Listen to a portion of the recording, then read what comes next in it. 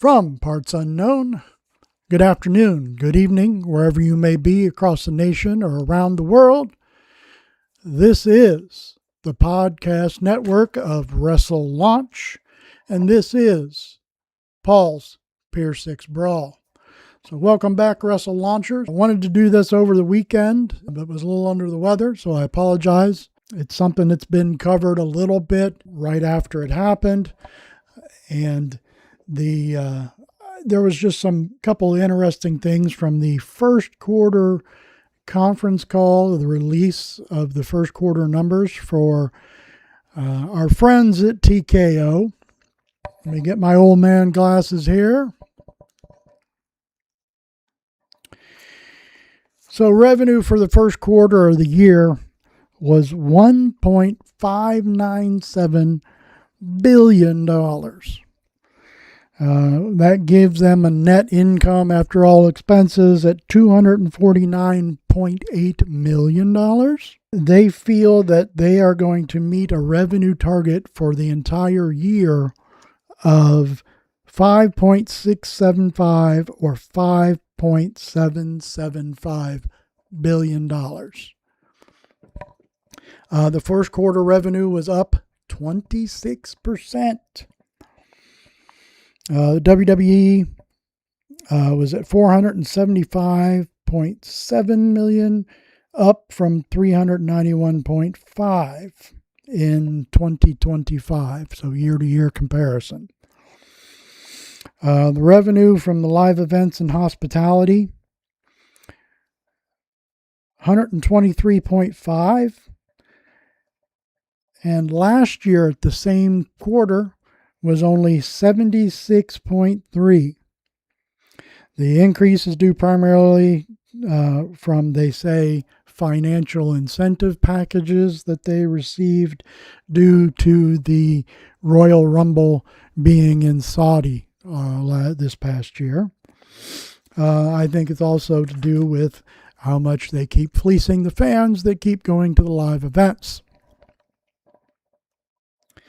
Another interesting thing was they said they are firmly, that was a quote, moving forward with the events in the Middle East. The same weekend at Night of Champions, there's also a UFC event that they're branding together. After that weekend of events, Night of Champions and this UFC event, they're still planning to hold 6 more events in Saudi or the Middle East. They felt that the WWE ESPN partnership was gaining traction, was the quote, showing an increase for the Elimination Chamber over last year. They also, even though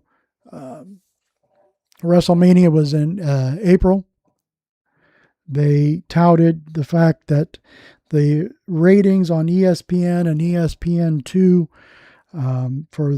for night one, well, they said night one was the highest rated event on ESPN2 for the entire year, which we're only in just now getting into May. So you can spin things any way you want it. It makes it sound good. They said Netflix is the U.S. home for the WWE archive. I have not got an opportunity to sit down. I know they've had some other things pop up on my Netflix feed. But what does that mean for, WWE owns the content for, WCW. What happened to all of that content? Is it there? I don't know. I haven't checked it out yet myself. It would be nice to have the ECW, the WCW, all the world class, all the older things. Also, Sponge will like this. He contributed to the Elimination Chamber being the second highest ever arena gate They didn't specify what that was for the company or for that event. So good job, Sponge.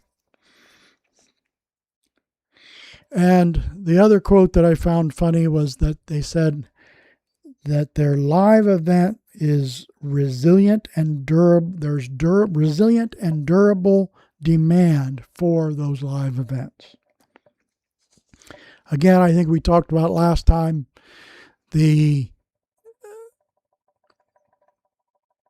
you're finding fans that somehow have this income and are wasting it on this when they could sit at home and watch some of it. But then again, that costs money too, just not as much. They claimed that they were not concerned about the attendance for Mania being down from the prior year. It said it outpaced anywhere else they could have staged it. Are you kidding me? Then why did you have it in Vegas again? Having it in Vegas second year in a row, ticket prices through the roof. What did you think was going to happen? But they outpaced anywhere else they could have had it. Give me a break. They said it was unrealistic for it to have surpassed the year before. Well, if you knew that going into it, you have to admit you made a mistake by having it in the same place 2 years in a row. Come on. They also claimed that they have added more NXT live events to accelerate the growth of the talent and get them more reps to be in front of crowds. Funny, that's what house shows used to do. They expect that the second quarter growth will continue to be just as strong as the first quarter. They were asked about the backlash, no pun intended, online about WrestleMania. And they said they cannot guess the percentage of the fan base that the online criticism represents. Yet, they listen to the fan base. They continue to take feedback from the core fans as a priority. No, you don't. They were asked about the ads and all the backlash from that. Again, no pun intended. This one, I had to laugh. They claimed that change takes getting used to. Compared to the other forms of sports and entertainment, they're pushing boundaries, but the product comes first. The audience is resilient, and they don't take the audience for granted. Now, again, it has been ramped up. And yes, you can compare it to other sports. The NBA has logos on jerseys now. The Major League Baseball can project logos onto fields that aren't really there, that change every inning. I get it. You're going to do whatever you have to do to monetize. It's become a bit excessive. And it needs to be scaled back. The funny part was also to me that they said that the fan base is going to have to get used to it. Well, I mean, we've always had sponsors to premium live events, or back in my day, pay-per-views. You had the 1-800 Collect-a-Blimp flying around the arenas, or Karate Fighters present SummerSlam, or whatever it was. So they've always had, Snickers has been a big tie-in for them for a long time. So you've always had promotions. You've always had it. It just wasn't up in your face every 2 seconds. They claimed they were excited about the potential merger of WBD and Paramount and what Paramount can do for the brand, because they've been doing great numbers in UFC because of the Paramount deal that they just signed. Again, they want to throw out a claim of the Royal Rumble this year was the highest gate for a Royal Rumble, but then they had to add the qualifier, but they saw zero of that because of the financial incentive package given to them by the Saudis. You can't really sit there and talk about a gate being the highest for something if you never received any revenue from that and all you got was the show paid for.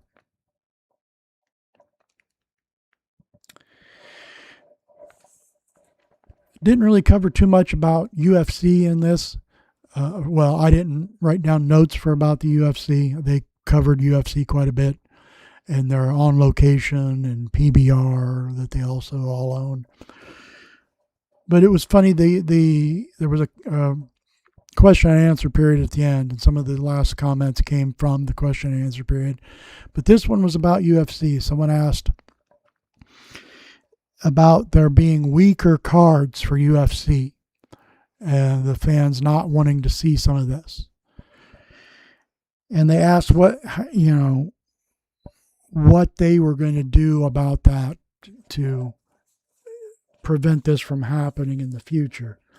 And they stated that and we've all as wrestling fans heard this before, that the business is cyclical.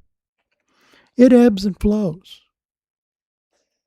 We're out looking for the best talent. And that's also in WWE. He threw that in. We're always looking for the best talent, making sure we have the best talent there. That's funny. You just let several talents go right after WrestleMania that people enjoyed, that people wanted to tune in and see. And you just got rid of them to save money, to bolster your bottom line. Again, I understand it's a business. They're there to make money. But good God, how much money is enough? How much? They got to pick us up and shake us and get every penny out of our pockets. Separate from the conference call, I did see another piece of business. Our buddy that's in charge of WWE, the business side, Nick Khan, signed himself a new contract. He's going to be with WWE and on the board of TKO through 2030. His salary got bumped to $2 million a year, and it will move to $3 million over the course of this deal. He also received an $11 million stock grant as an incentive to sign his new deal. This stock grant is in addition to the annual stock that he does receive of $7.5 million, which will increase to $8.5 million over the course of this deal. They got an incentive in there for him. If that wasn't enough for him, he could get another $5 million as an equity grant bonus on the performance of Zuffa Boxing. Again, how much money do you need? How much is too much?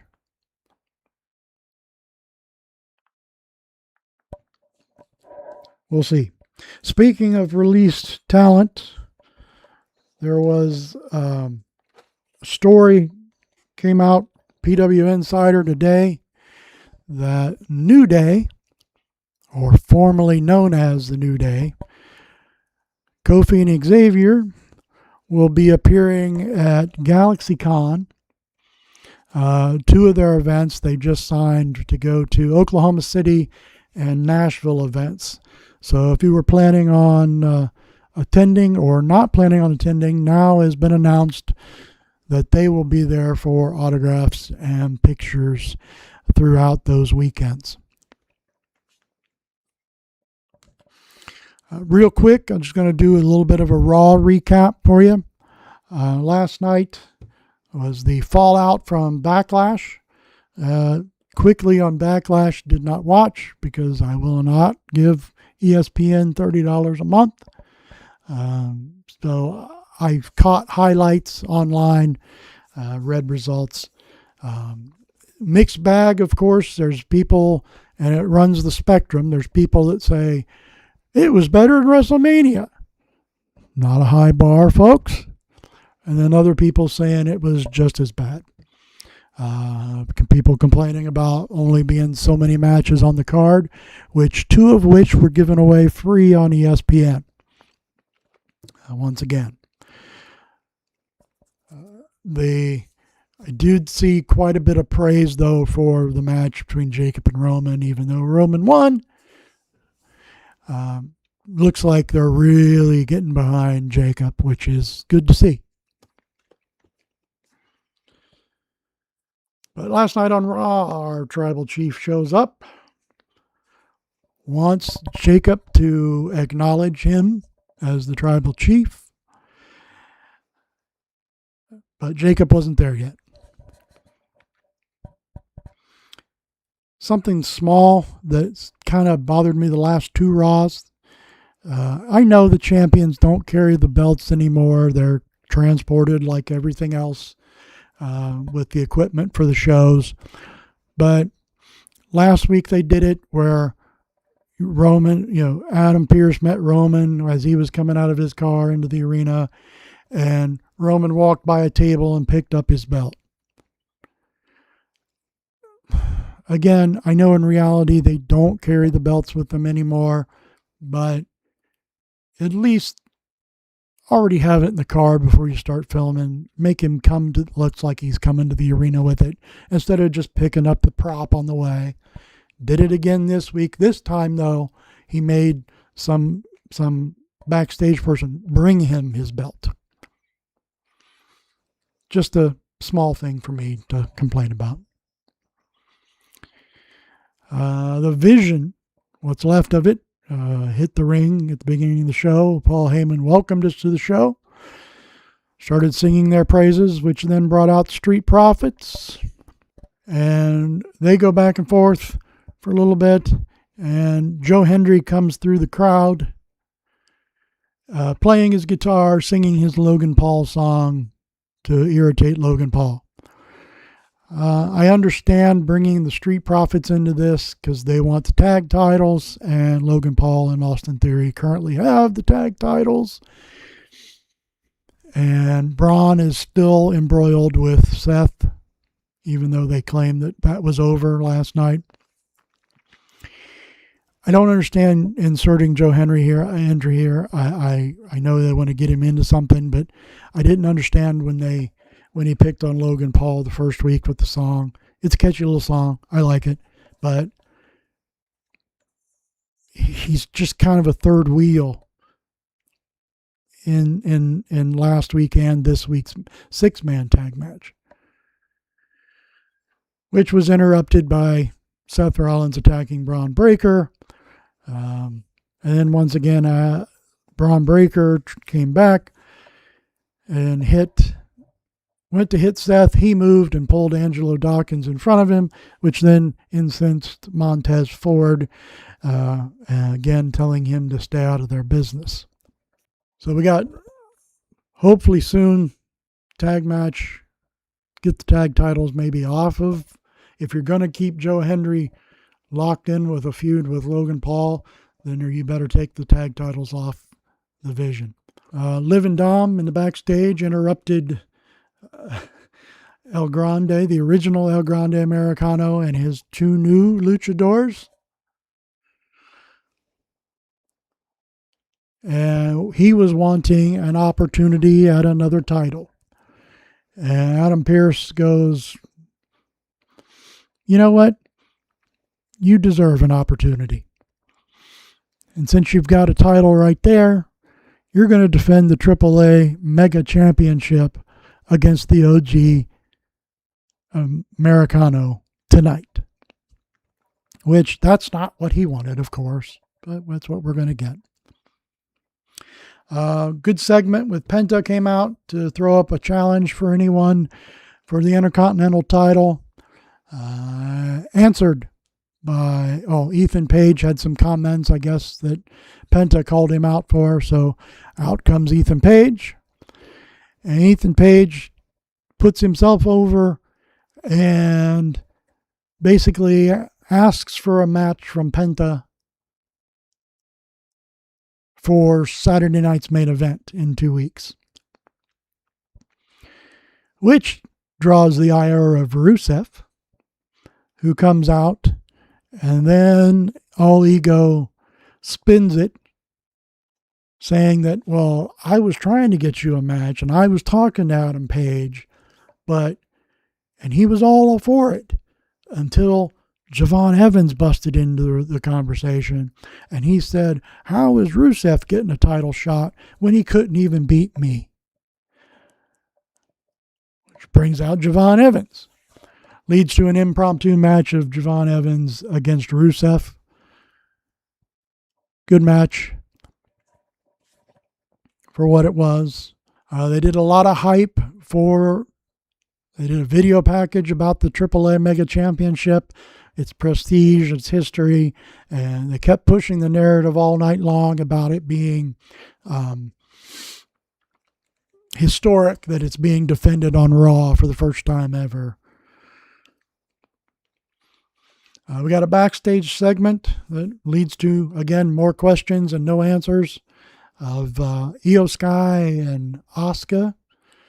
And they had a few words, a big hug, kind of an emotional goodbye as Asuka left the building with her rolling suitcase behind her and out the door.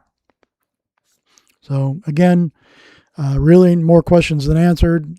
Stuff that's been floating around online is semi-retired, which I don't understand what semi-retired means. Part-time schedule, I guess. Who knows?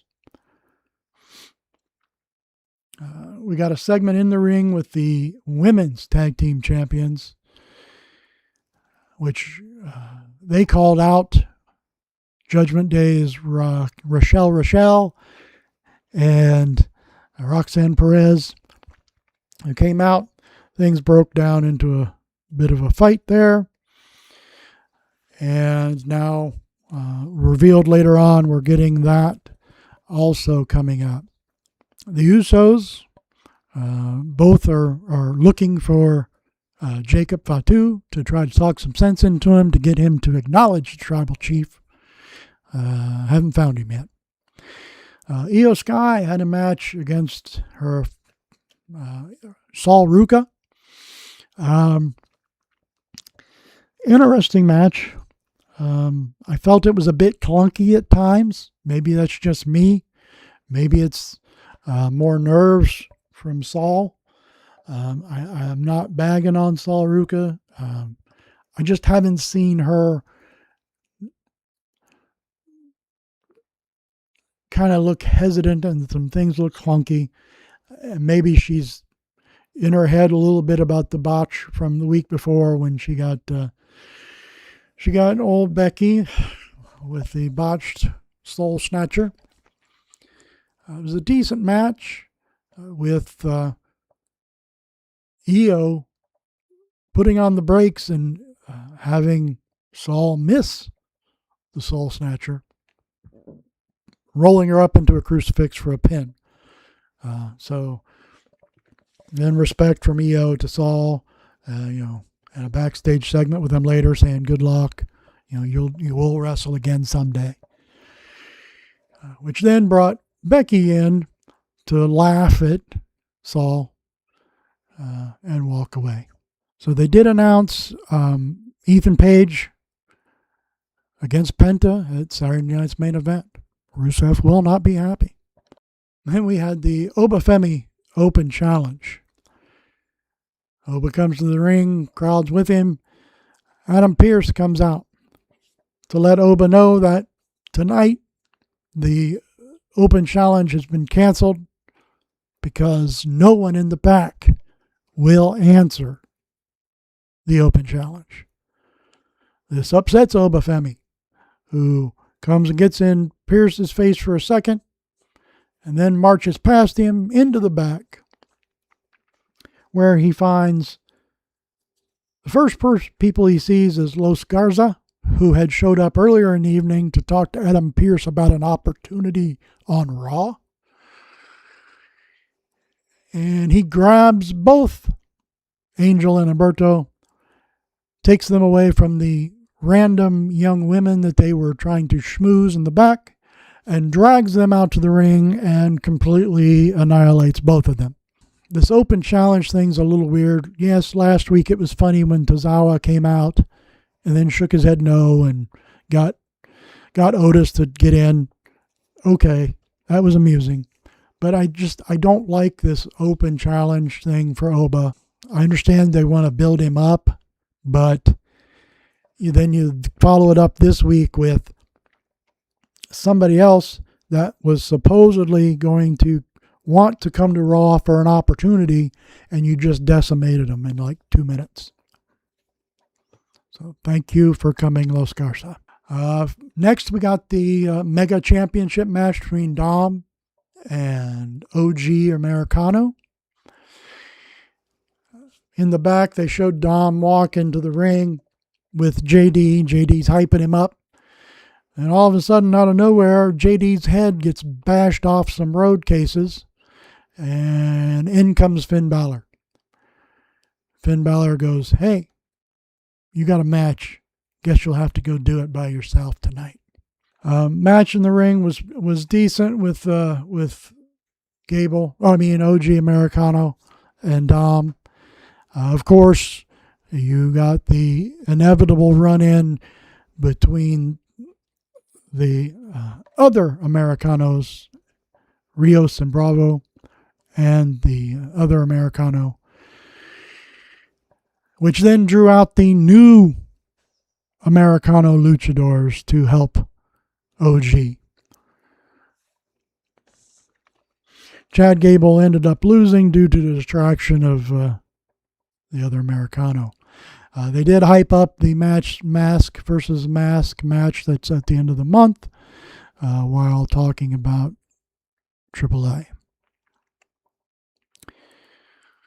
I also do not know where they're going with the constant showing Maxine Dupree talking to Austin Theory that's been happening over the last several weeks. This week there was a segment with the Vision leaving the arena, and as they got into their car, very clearly, not in the distance this time, Maxine Dupree was in the car waiting for Austin Theory. Not sure where this is going, folks. And then this brings us to our main event spot of the night. Roman hits the ring and is looking for Jacob to come acknowledge him. Jimmy is with Roman.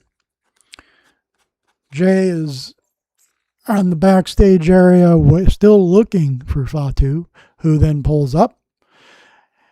Jay tries to talk to him. Jacob's having enough of it, stomping on his way toward the ring. Finally, he gets tired of Jay being a little gnat, bothering him about acknowledging the tribal chief. And in gorilla position, he bashes Jay with several headbutts and then continues to march toward the ring. Jimmy tries to meet him as he heads to the ring to stop him, and Jacob leaves him laying. Makes it to the ring. They go right at it. Roman was getting the best of it for a while. Jacob got a few shots back in. Tongue and Death Grip appeared a couple times. Fatu puts Roman through the announce table. Puts the Tongue and Death Grip on again. Here comes everybody to separate them. Get them separated. Fatu starts to leave. Comes back. Goes to leave again. Gets almost all the way up the ramp or the aisleway, whatever you want to call it nowadays. And runs all the way back down the arena, the aisle, around the ring to where the Usos were trying to help Roman get back up. But unfortunately for them, they were standing way too close to the barricade around the ring by the timekeeper's area. And Jacob speared the hell out of all three of them through the barricade.